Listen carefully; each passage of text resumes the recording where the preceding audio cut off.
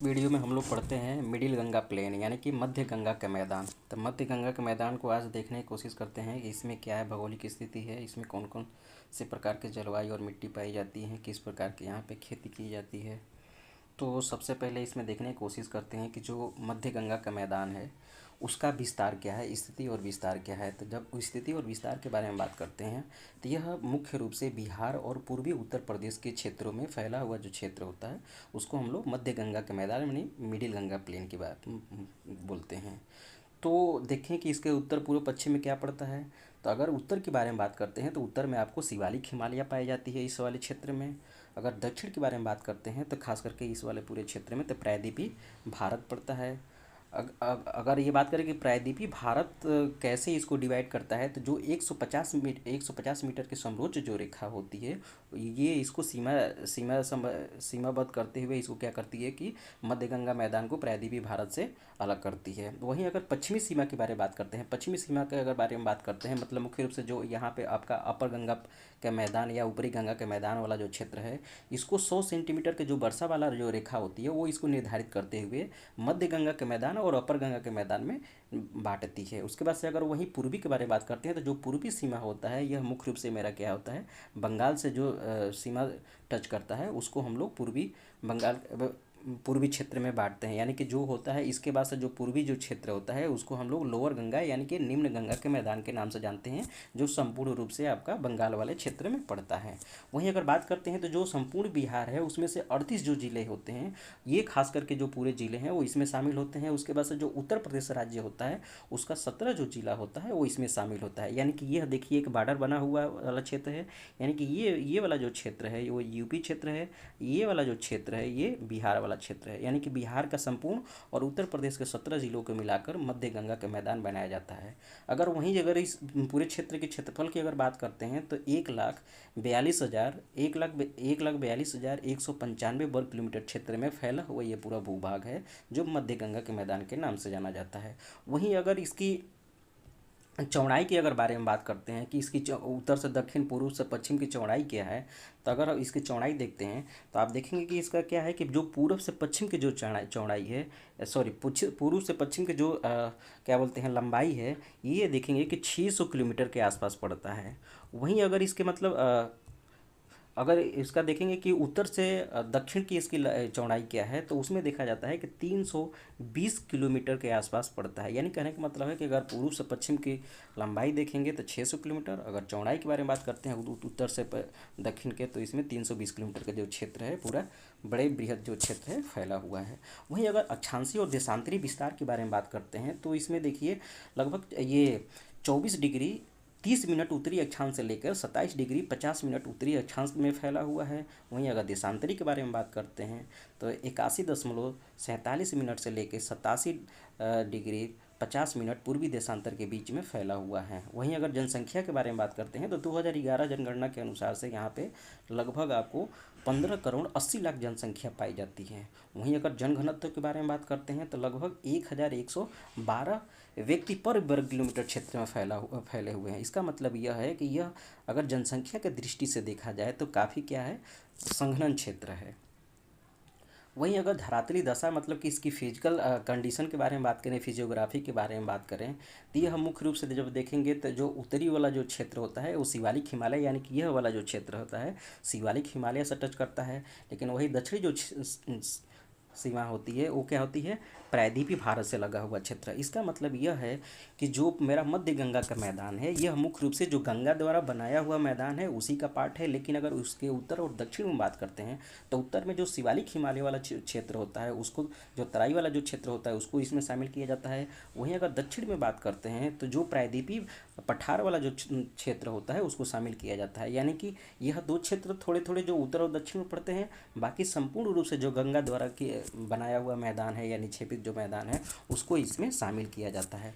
अगर वहीं इसकी मतलब कि ऊंचाई के बारे में बात करते हैं तो यह पूरा जो क्षेत्र होता है यह समुद्र तल से 100 मीटर की ऊंचाई रखता है। यानी कहने का मतलब है कि इसकी ऊंचाई जो ये वाला जो क्षेत्र होता है, ये जो पूरा जो क्षेत्र है ये अपर गंगा का मैदान है, यह वाला जो क्षेत्र पड़ता है ये पूरा आपका मध्य गंगा का मैदान है, सॉरी लोअर गंगा का मैदान है। इसके दोनों के बीच में जो क्षेत्र पड़ता है उसको मध्य गंगा बोलते हैं और इसकी ऊंचाई ऊंचाई मात्र 100 मीटर की होती है, जो समुद्र तल से होती हैं।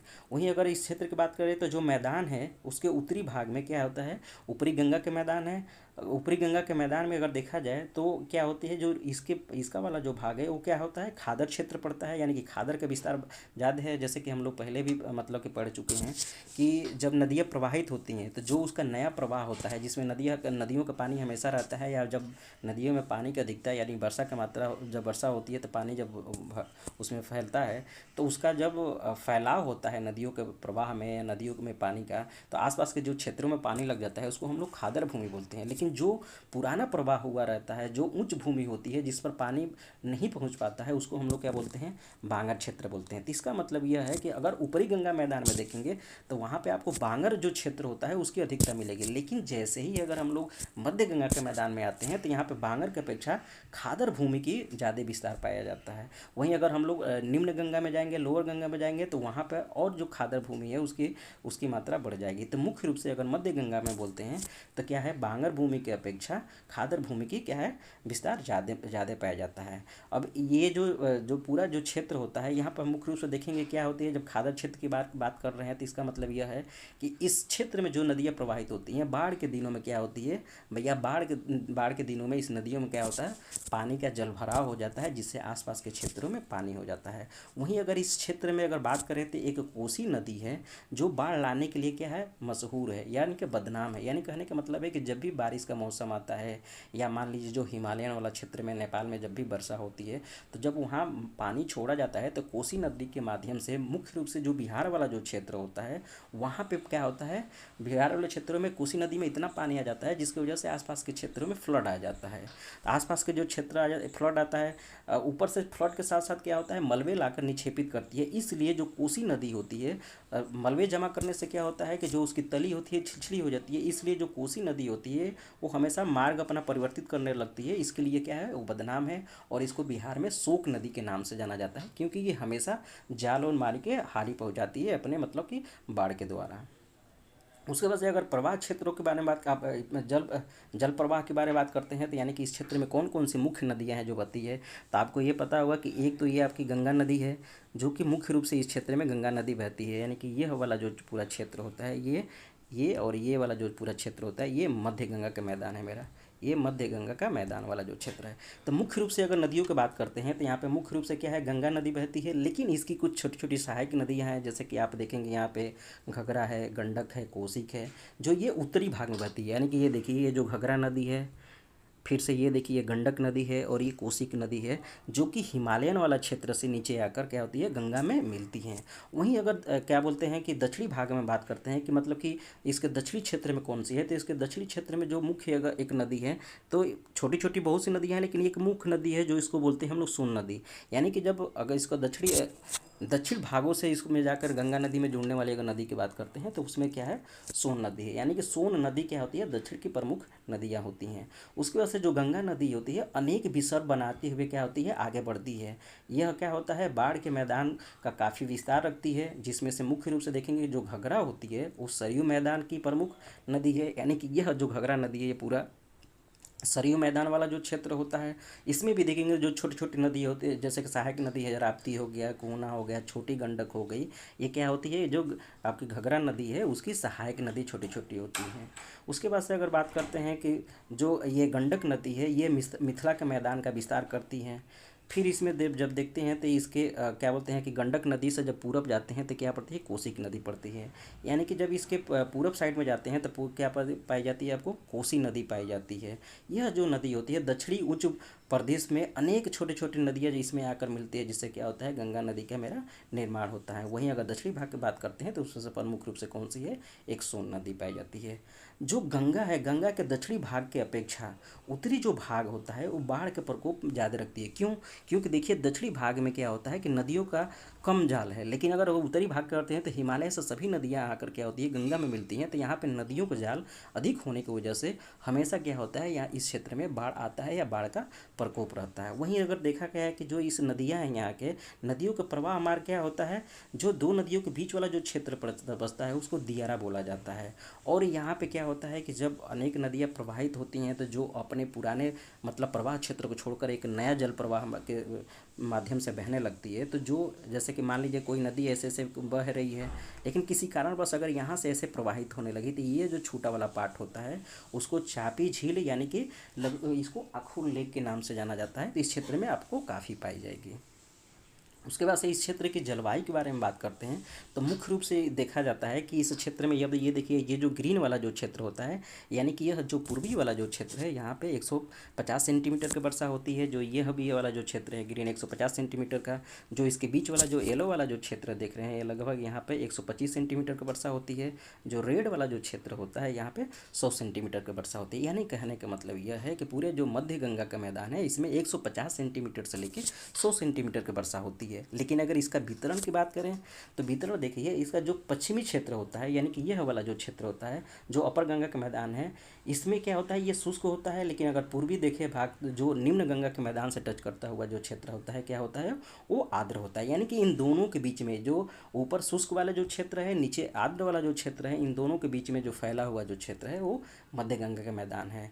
अगर वहीं अगर बात करते हैं कि यहाँ की जो वर्षा होती है, तो मुख्य रूप से देखेंगे यहाँ पे क्या होता है, मानसूनी ही वर्षा होती है। यहाँ पे लगभग जो 90% वर्षा होती है वो मानसूनी हवाओं से ही होती है।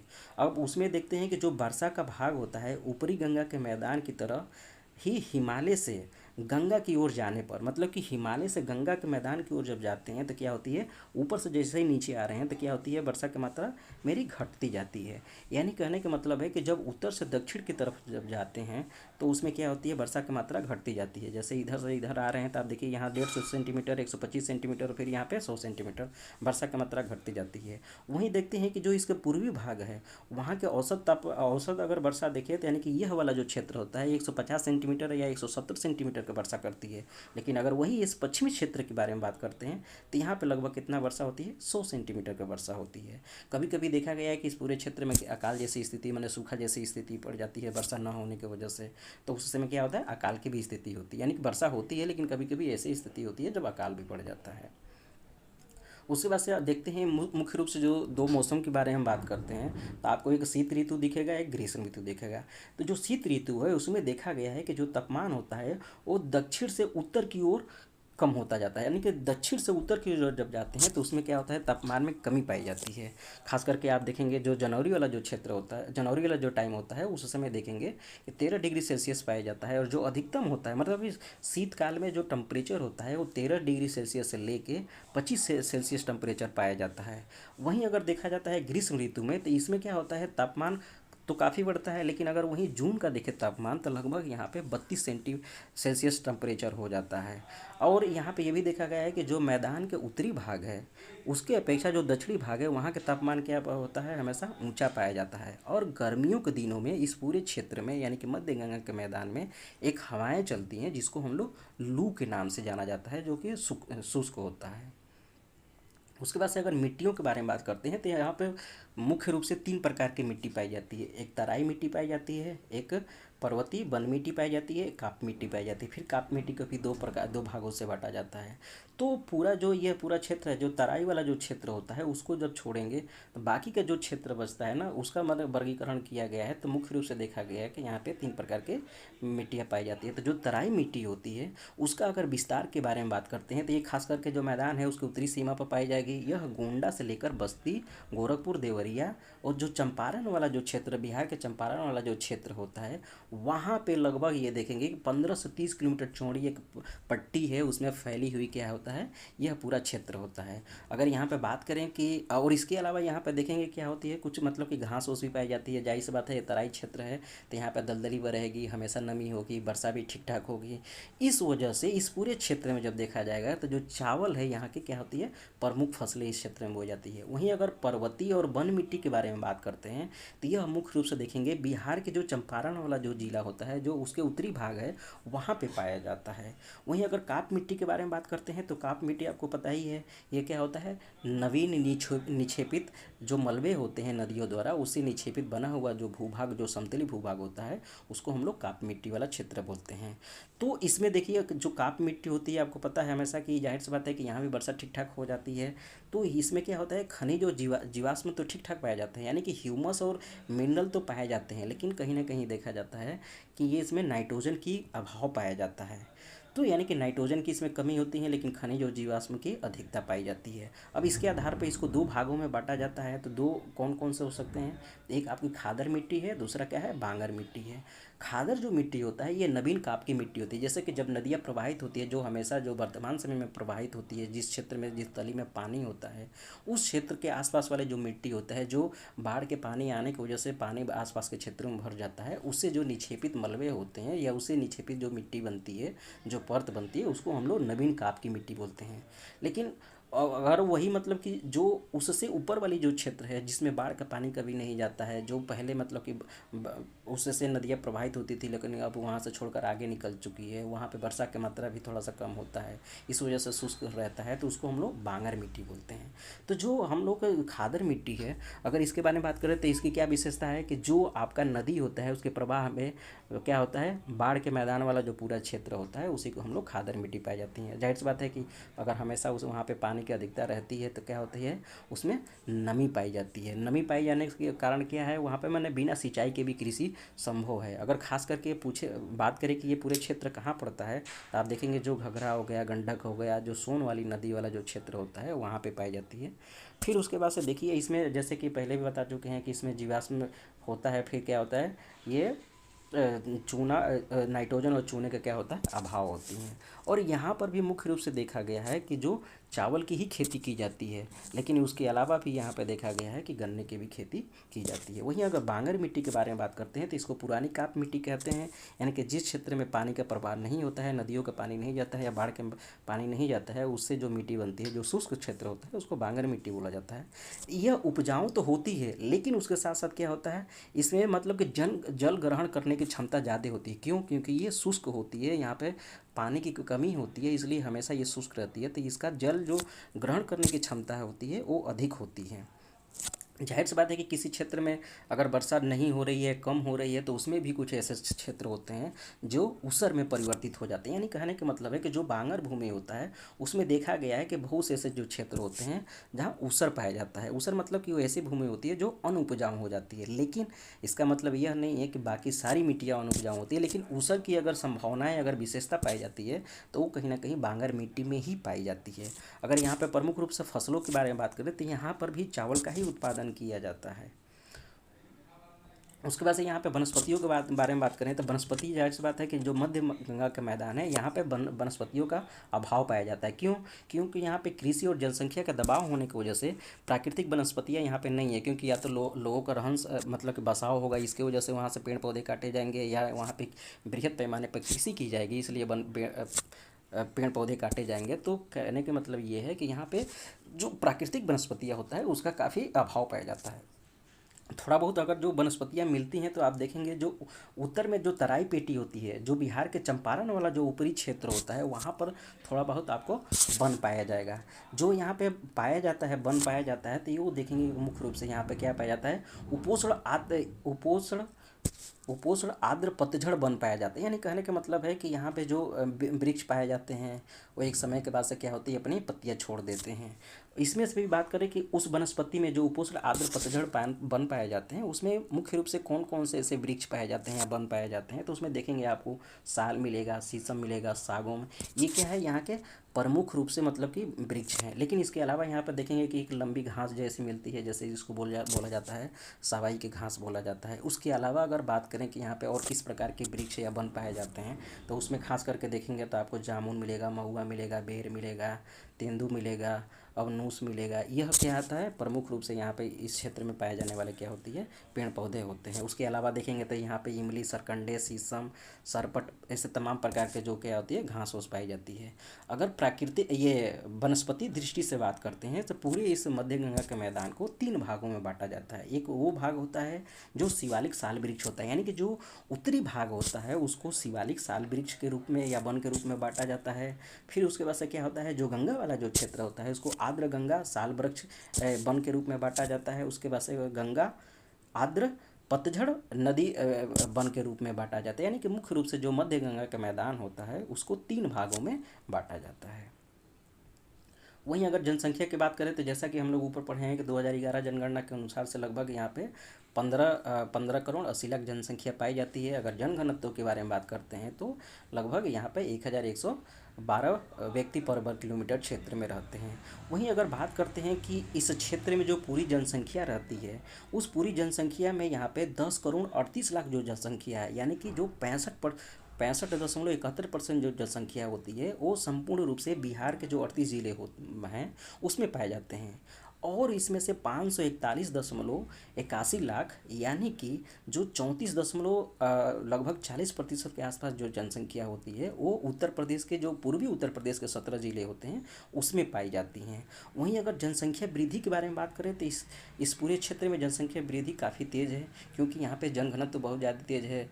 यहाँ पे क्या होती है, उपजाऊ भूमि मिलती है, यहाँ पे कृषि की जाती है। इस वजह से यहाँ देखा जाता है कि जो जनसंख्या की वृद्धि है लगभग 22.85 यानी कि लगभग 23% जनसंख्या दस की वृद्धि है। वहीं अगर महिला पुरुष अनुपात के बारे में बात करते हैं तो यहाँ पे लगभग देखा गया है कि 950 के आसपास यहाँ पे या उससे अधिक यहाँ पे महिला और पुरुष का अनुपात पाया जाता है। वहीं अगर साक्षरता दर के बारे में बात करते हैं तो साक्षरता दर अगर औसत रूप से देखें तो यहाँ पे लगभग 63.82% साक्षरता दर है। वहीं अगर बात करते हैं तो इसमें क्षेत्रीय भिन्नता पाई जाती है, जैसे कि मिथिला के मैदान के जो उत्तरी भाग होता है तो चाहे वो कोसी वाला जो क्षेत्र होता है वहाँ पे साक्षरता दर देखा गया है कि लगभग 55 से 60% के आसपास मतलब कि साक्षरता दर पाया जाता है। लेकिन अगर वही उत्तर प्रदेश वाला जो पूर्वी क्षेत्र है, चाहे सरयू पार वाला जो क्षेत्र है, वहाँ पे देखा गया है कि लगभग 60 से 70% के आसपास साक्षरता दर पाया जाता है। अब ये देखा जाए कि जो क्या होता है, मैदान के जो उत्तरी और जो पूर्वी भाग है उसके बाद से उत्तरी और पूर्वी भाग जो दक्षिणी और पश्चिमी भाग की तुलना में क्या है, कम साक्षर है। वहीं अगर नगरीकरण और ये नगरीय जनसंख्या के बारे में बात करते हैं तो विशेष करके जो पूरा यहाँ पे 15 करोड़ 80 लाख की जनसंख्या पाई जाती है उसमें से मात्र केवल जो 13.87% जनसंख्या है वही केवल नगरों में रहती है। बाकी संपूर्ण जो जनसंख्या है वो गाँव में रहती है। यानी कहने का मतलब है कि जो पूरे हमारे देश का जो औसत नगरीकरण है वो 31.6 है, उसकी अपेक्षा काफ़ी कम पाई जाती है। केवल मात्र 14% के आसपास जो जनसंख्या है वो वही केवल नगरों में रहती है। वहीं अगर नंबर में बात करें कि जो 13.87% जनसंख्या है जो नगरों में रहती है उसका नंबर में कितना होगा, तो लगभग 1 करोड़ 92 लाख 45 हजार जो जनसंख्या होती है वो केवल शहरों में रहती है। उसमें से भी देखेंगे कि केवल 75 लाख जो जनसंख्या है मात्र जो 17 जिला पड़ता है उत्तर प्रदेश के उसी में रहती हैं। और पूरे संपूर्ण बिहार की अगर बात करते हैं तो मात्र 1 करोड़ 17 लाख ऐसी जनसंख्या है जो कि नगरों में रहती है। अब इस लिहाज से फिर देखा गया है कि जो उत्तर प्रदेश का पूर्वी पार्ट है वो बिहार की अपेक्षा ज़्यादा नगरीकृत है या नगरीकरण वहाँ पे ज़्यादा वृद्धि हो रही है। वहीं अगर बात करते हैं कि किस क्षेत्र में कौन कौन से नगरीय क्षेत्र है तो खास करके आप देखिए यह चाहे उत्तर प्रदेश वाला चाहे बिहार वाला जो क्षेत्र होता है, आप इसके देखिए जो दक्षिणी भाग है वो ज़्यादा नगरीकृत है। चाहे वो आप गया ले लीजिए, नालंदा ले लीजिए, पटना ले लीजिए, बक्सर हो गया, महुआ हो गया, वाराणसी हो गया, इलाहाबाद हो गया, बरौनी हो गया, भाई ये मुंगेर हो गया, भागलपुर हो गया। यानी कहने का मतलब यह है कि जो मुख्य रूप से जो भी इस क्षेत्र में आसपास के जो क्षेत्रों में नगर पड़ते हैं या थोड़ा सा नगरी जनसंख्या है वो देखेंगे कि पूरे संपूर्ण जो मध्य गंगा का मैदान है इसके दक्षिणी भाग में ही पाया जाता है। तो यानी कि जो मैदान है उसके उत्तरी भाग की अपेक्षा दक्षिणी भाग में क्या होती है, नगरीय जनसंख्या का प्रतिशत अधिक मिलता है। उसमें से भी देखिए जो उत्तरी गंगा के उत्तरी भाग में जो गंगा और घघरा के दोआब है वहाँ पे नगरीकरण जनसंख्या सबसे ज़्यादा पाई जाती है।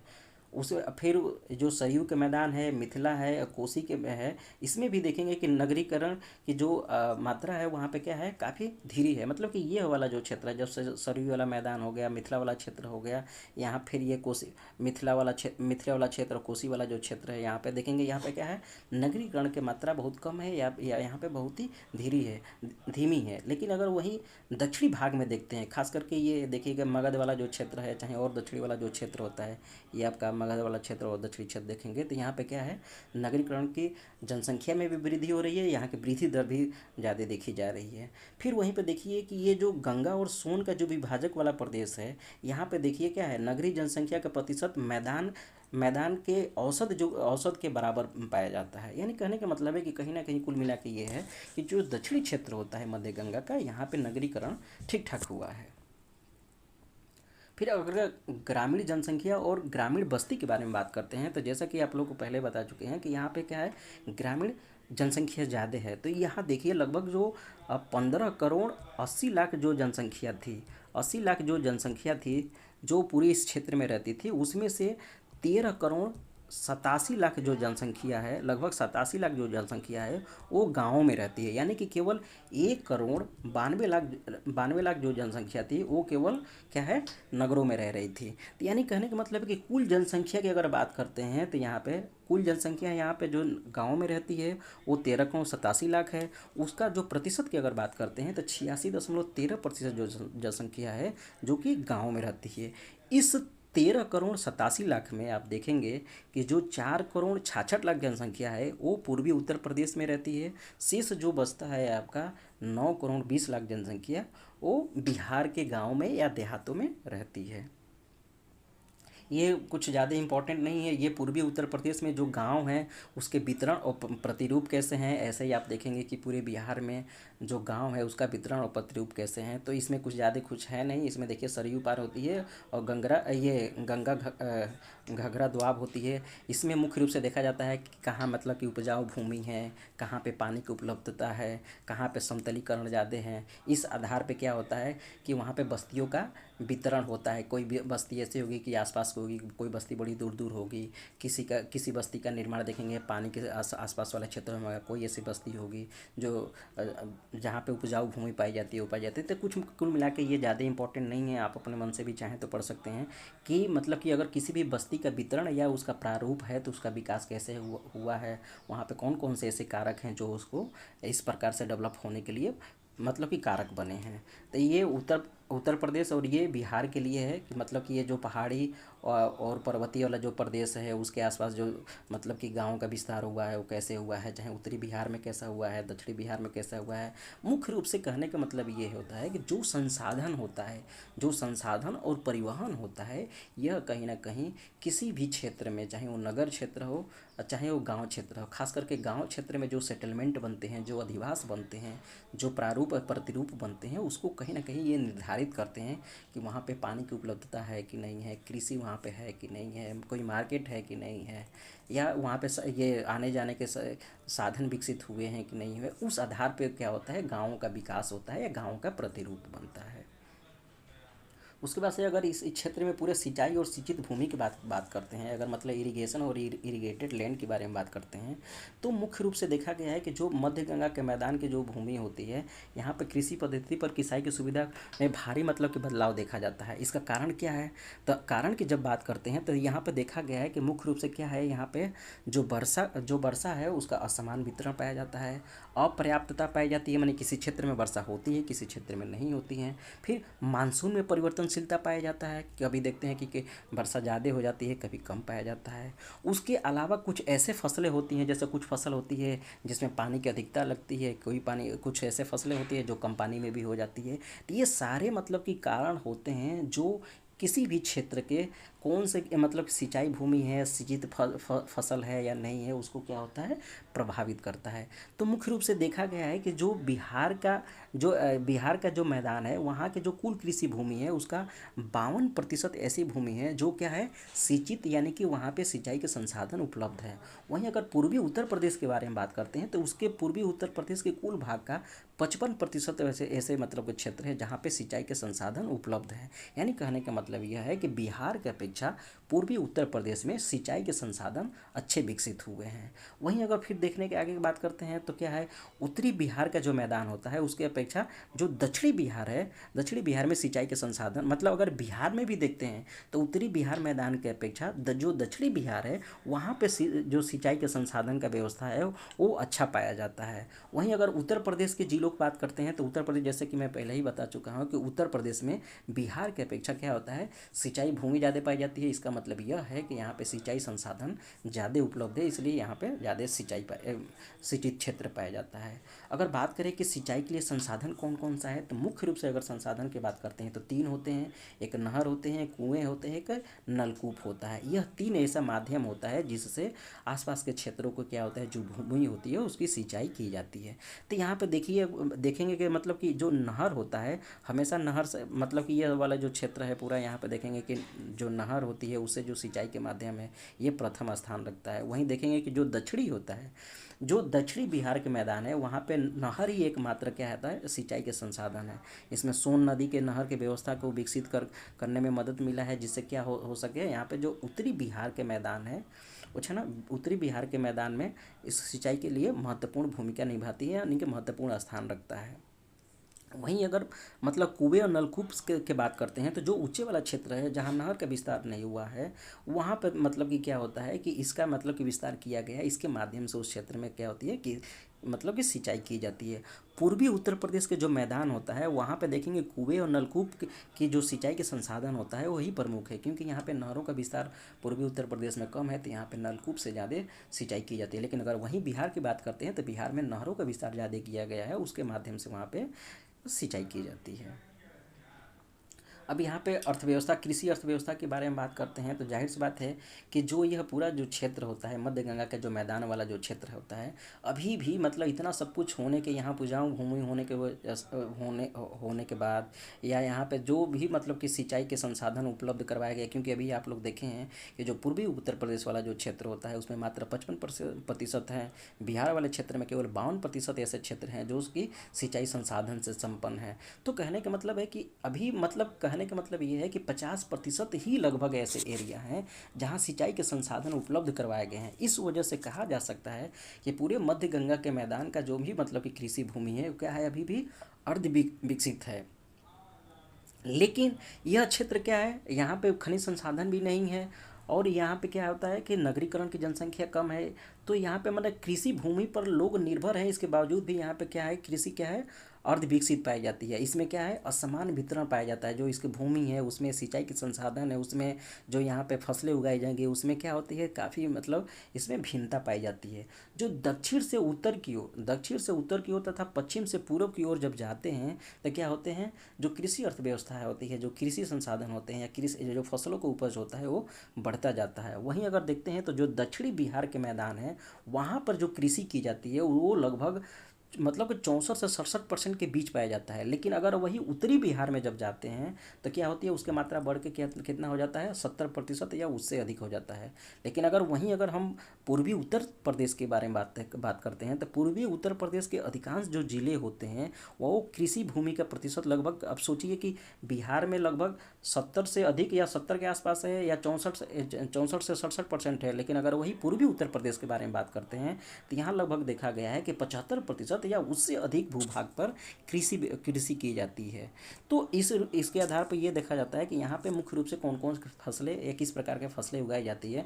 तो खास करके यहाँ पर देखेंगे खद्यान फसलें उगाई जाएगी। खद्यान फसलों में की जब बात करते हैं तो मुख्य रूप से क्या होता है, रबी फसलें होती है और खरीफ होता है। तो जो खरीफ फसल होती है यहाँ पे मुख्य रूप से क्या होता है, चावल का उत्पादन किया जाता है, जो कुल कृषि भूमि का लगभग 32% भूभाग पर बोया जाता है। उसमें भी देखेंगे जो सरयू के मैदान होता है वहाँ पे क्या है, कृषि सिंचाई की सुविधाएं अच्छी है, तो वहाँ पे अच्छे से उत्पादन की जाती है। वहाँ पे क्या होता है, चावल जो होता है प्रमुख रूप से उगाया जाता है। उसके बाद से जो घगरा दोआब वाला या ये सरयू मैदान वाला जो क्षेत्र होता है वहाँ पे लगभग 15 से 30% की जो भूमि होती है वहाँ पे चावल उगाया जाता है। यानी कहने का मतलब है कि खरीफ जो सीजन के फसलें हैं इसमें प्रमुखता चावल की है। वहीं अगर बिहार के मैदान के बारे में बात करते हैं तो जो 45% जो कृषि भूमि है उस पर चावल उगाया जाता है। यानी कहने का मतलब है कि उत्तर प्रदेश की अपेक्षा बिहार में चावल का उत्पादन ज़्यादा होता है। खास करके देखेंगे जो कोसी का मैदान है, गंगा का मैदान है, वहाँ पर क्या होता है, कहीं कहीं 2 फसलें उगाई जाती हैं। वहीं अगर रबी में बात करते हैं तो रबी में जो गेहूं है वो उसकी प्रमुख क्षेत्र है। अब इसमें देखिए जो पश्चिमी भाग से लेकर पूर्व भाग के जो दरभंगा मुंगेर वाला जो क्षेत्र होता है उसमें जो ये दोमट मिट्टी जो फैली होती है उसके लिए क्या होता है, रबी फसल के लिए या गेहूं के लिए उपयुक्त होती है, जहाँ पे इस प्रकार की कृषि की जाती है। अगर खरीफ फसल में दूसरी महत्वपूर्ण या पूरे इस रीजन का तीसरी महत्वपूर्ण फसल के बारे में बात करते हैं तो मक्का इस क्षेत्र का क्या है, संपूर्ण मतलब कि तीसरे महत्वपूर्ण है। खरीफ में सेकेंड पर आती है और संपूर्ण रूप से क्या होती है, तीसरे नंबर पर आती है। यह क्या होता है, उपजाऊ जो रेतीली जो दोमट प्रकार की मिट्टी पाई जाती है उसमें इसका उत्पादन किया जाता है। वहीं अगर रबी फसल के बाद अगर गेहूँ के बाद देखा जाए कि गेहूँ के बाद सबसे ज़्यादा किसका उत्पादन किया जाता है, तो जौ का आता है स्थान, यानी कि जौ उत्पादन किया जाता है। लेकिन जो जौ है उसका भी देखेंगे कि जो पश्चिम से पूरब की ओर जब जब बढ़ते हैं, जब पश्चिम से पूरब के क्षेत्र में जब जाते हैं तो जो जौ होता है उसकी बुआई कम होने लगती है, उसके स्थान पर धीरे धीरे देखेंगे मक्का का स्थान लेते जाता है, यानी कि मक्का का उत्पादन ज़्यादा होता है। उसके बाद से अब व्यापारिक फसलों में बात करते हैं तो व्यापारिक फसलों में यहाँ पे मुख्य रूप से व्यापारिक फसलों में दाल ही उगाई जाती है। यानी कि दाल में प्रमुख रूप से देखेंगे तो अरहर हो गया, मूंग हो गया, मसूर हो गया, खेसारी हो गया, इस प्रकार के दालें या व्यापारिक फसलें यहाँ पे उगाई जाती है। यानी कि दाल इस मैदान के कुल कृषिगत भूमि का 25% ऐसे भूभाग होते हैं जहाँ पे दाल की बुआई होती है, चाहे उसका उत्पादन किया जाता है। वहीं अगर पूर्वी उत्तर प्रदेश में देखते हैं तो अरहर का उत्पादन प्रमुख रूप से किया जाता है। उसके बाद से देखेंगे, इसके अलावा देखेंगे तो गन्ना की भी खेती ही होती है। मैंने व्यापारिक फसल में दाल के अलावा गन्ना की भी खेती होती है, जो पूर्वी उत्तर प्रदेश और चाहे बिहार वाला मैदान के पश्चिमी व दक्षिणी पश्चिमी जो क्षेत्र होता है वहाँ पे प्रमुख रूप से गन्ना उगाया जाता है। अगर क्षेत्रों की बात करें कि विशेष रूप से वो कौन सा क्षेत्र है, तो आप देखेंगे गोरखपुर हो गया, देवरिया, बस्ती, गोंडा, मुजफ्फरनगर, सारण, सिवान और ये भोजपुर रोहतक वाला जो क्षेत्र होता है यहाँ पे प्रमुख रूप से उगाया जाता है। वहीं अगर यहाँ पे मतलब कि फसल प्रदेश के बारे में बात करते हैं, मुख्य रूप से ये देखिए, ये विभिन्न विभिन्न फसलों को मतलब प्रतिरूप में बांटा गया है कि यहाँ पे किस प्रकार की फसलें उगाई जाती है। तो यहाँ पे ये देखा गया है कि जो पश्चिम से पूर्व की ओर जाने पर क्या होते हैं, जो वर्ष में जो फसलें होती है वो लगभग 3 उगाई जाती है। यानी कहने का मतलब कि पश्चिम से जब पूर्व की तरफ जाते हैं तो इधर क्या होता है, वर्षा की मात्रा बढ़ते जाती है, तो यहाँ पे कभी कभी फसलें 3 उगाई जाती है। जिसमें मुख्य रूप से एक आपको अब देखेंगे कि धान होता है, गेहूँ होता है, कि मक्का होता है, फिर सब्जियाँ होती हैं, इस प्रकार के यहाँ पे 3 फसलें उगाई जाती है। इस पूरे मैदान का जो 95% जो भूभाग होता है वो क्या करता है कि चावल को प्राथमिकता मानते हुए प्रथम फसल क्रम के रूप में यहाँ पे उगाता है। वहीं अगर बात करते हैं कि इसको कितने प्रदेशों में बांटा गया है, इस आधार पे तो 7 प्रदेशों में बांटा गया है। तो पहला जो मेरा प्रदेश होता है वो चावल जूट प्रदेश। अब यह जो क्षेत्र होता है, कोसी वाला जो क्षेत्र होता है, उसमें होता है यहाँ पे चावल और जूट, यहाँ पे क्या होता है, प्रमुख रूप से फसलें उगाई जाती है। वहीं अगर दूसरा क्षेत्र देखते हैं तो चावल खेसारी प्रदेश होता है। अगर इसका विस्तार के बारे में बात करते हैं तो प्रमुख रूप से यह बिहार के दक्षिणी व उत्तरी भागों में ये फैला हुआ वाला जो क्षेत्र है, इसमें मतलब कि चावल और खेसारी के उत्पादन किया जाता है। यह प्रमुख रूप से क्या होता है, उत्तरी मैदान में दरभंगा, मुजफ्फरपुर वाला जो जिला होता है उसमें उसको इसमें शामिल किया जाता है। उसके साथ साथ देखेंगे अन्य भी फसलें होती है, लेकिन चावल और खेसारी जो होती है वो प्रमुख रूप से फसल उगाई जाती है। उसके बाद से जो तीसरा जो क्षेत्र होता है वो चावल मक्का प्रदेश होता है। यह जो क्षेत्र होता है उत्तरी बिहार के मैदान के तराई के दक्षिणी जो क्षेत्र होता है उसमें स्थित है। यहाँ पर भी प्रमुख रूप से चावल और मक्का उत्पादन किया जाता है, लेकिन इनके साथ साथ देखा गया है कि यहाँ पर गेहूँ हो गया, मक्का हो गया, जौ हो गया, इसका भी उत्पादन किया जाता है। जो चौथा इसमें जो क्षेत्र होता है वो होता है दाल चावल प्रदेश। अब दाल चावल प्रदेश के बारे में बात करते हैं तो यहाँ पे देखिए आपका गंगा का जो मैदान होता है इस पर इसका विस्तार हुआ है।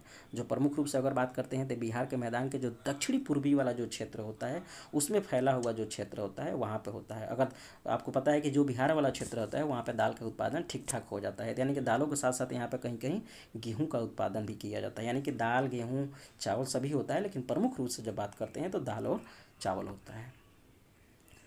वहीं अगर पांचवा अगर प्रदेश के बारे में बात करते हैं तो वो होता है चावल गन्ना प्रदेश। यानी कि चावल गन्ना के जब प्रदेश के बारे में बात करते हैं तो यह बिहार के उत्तरी पश्चिमी भाग में जो चंपारण वाला जिला होता है वहाँ तक फैला हुआ क्षेत्र है, जहाँ पे क्या होता है, गन्ना के उत्पादन किया जाता है। वहीं अगर चावल चाना प्रदेश के बारे में बात करते हैं तो जो इसका विस्तार है पूर्वी उत्तर प्रदेश के मैदानी भाग पर इसका विस्तार है। यहाँ पे प्रमुख रूप से क्या होता है, चावल का उत्पादन किया जाता है। अगर क्षेत्र के बारे में बात करें तो आप देखिए यहाँ पे आपको गोरखपुर हो गया, देवरिया हो गया, आजमगढ़ हो गया, जौनपुर हो गया, गाजीपुर के जो जिला होता है यहाँ पे क्या बोलते हैं कि चावल चना का उत्पादन किया जाता है यहाँ पे। इसके अलावा जौ का भी यहाँ पे उत्पादन किया जाता है।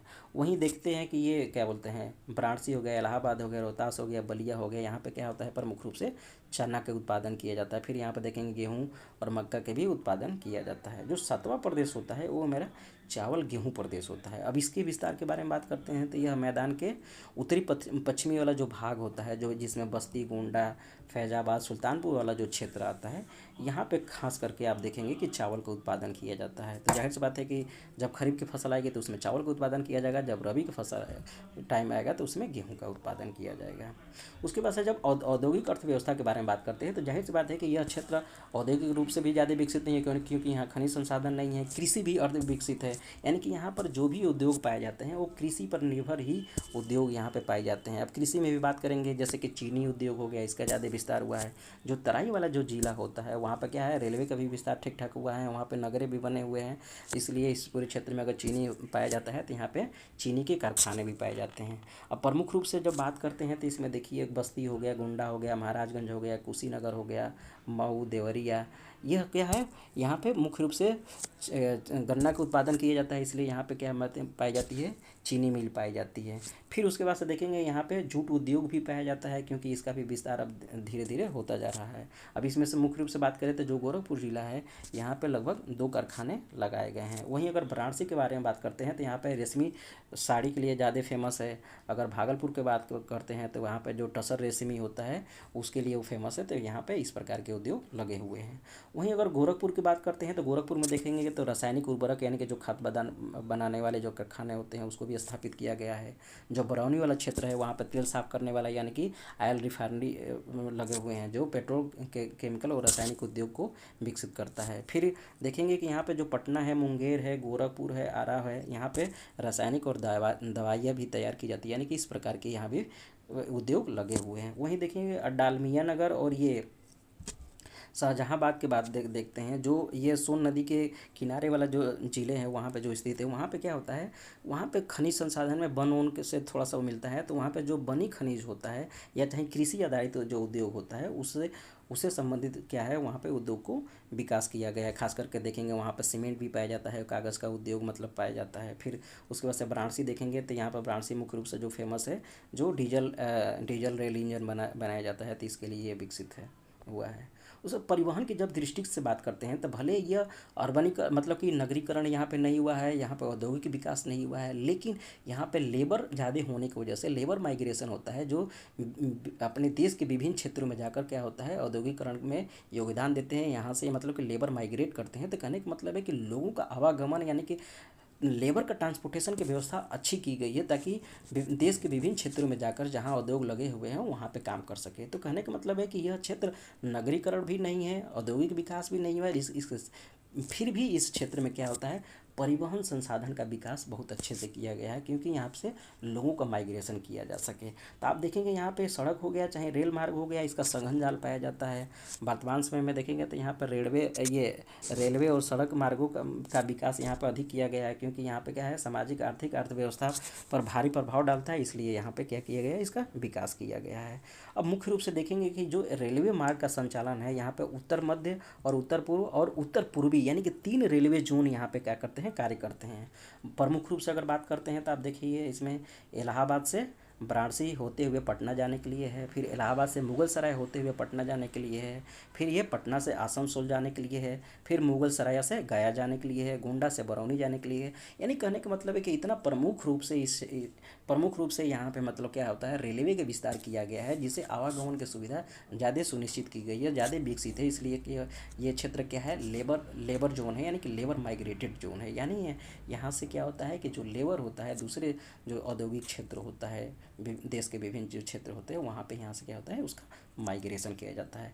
जो दक्षिणी गंगा का मैदान और ये गंगा घाघरा का जो दोआब वाला जो क्षेत्र होता है, वहाँ पे देखेंगे सड़कों का निर्माण बहुत अच्छा खासा हुआ है, और रेलवे के साथ साथ रेलवे का भी अच्छा खासा वहाँ पे संघनन पाया जाता है। उसके साथ साथ भी देखते हैं रेलवे और रोड के अलावा यहाँ पे देखेंगे जो नदी का आंतरिक प्रवाह होती है, जो वाटर बेस होता है, उसका भी कहीं ना कहीं यहाँ पे व्यवस्था की गई। क्योंकि आपको पता है हाल ही में जो इलाहाबाद से लेकर हल्दिया तक का जो शुरू किया गया है कि नदियों के द्वारा, जलयान के द्वारा यहाँ पे क्या किया जाएगा, सामान और लोगों का प्रवाह माइग्रेशन किया जाएगा। तो कहने का मतलब यह है कि इन दो के अलावा यहाँ पे जो नदी के आंतरिक प्रवाह वाला जो क्षेत्र होता है, वो संसाधन होता है, परिवहन साधन होता है, उसका भी इस क्षेत्र में विकास किया गया है।